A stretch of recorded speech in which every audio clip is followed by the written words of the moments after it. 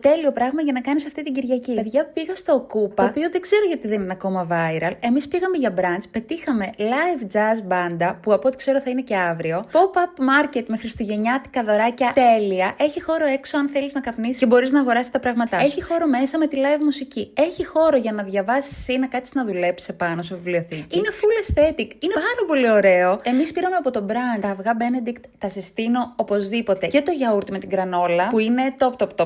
Αλλά κυρίως πρέπει να πας για την εμπειρία, γιατί είναι τύπου το απόλυτο coolness. Τα vibes. Έχει ολόκληρο τοίχο με βινίλια, γιατί κανονικά παίζει βινίλια. Έχει μια τέλεια μπάρα. Είναι πάρα πολύ ωραίο. Από το market εγώ πήρα, είχε τα τσοντοκόμικ, οπότε καταλαβαίνεις. Είχε βαμβακερά εσώρουχα από το Mnous, που είναι ένα brand που αξίζει να δεις. Μεταξωτά μαντίλια και φουλάρια. Γεριά, γυαλιά, ρούχα. Κάτι τέλεια κεραμικά τα οποία πήρα. Γενικά το προτείνω να πας να κάνεις τα ψώνια σου, να πάρεις τζίρτζιλα, μύρτζιλα, όλα αυτά τα ωραία. Να πιεις, να είσαι και δίπλα στο μετρό, είναι κοντά στο μετρό Μοναστηράκι και είναι πολύ ωραίο πραγματικά. Αυτά. Οκούπα στην Αθήνα. Άντε, γεια!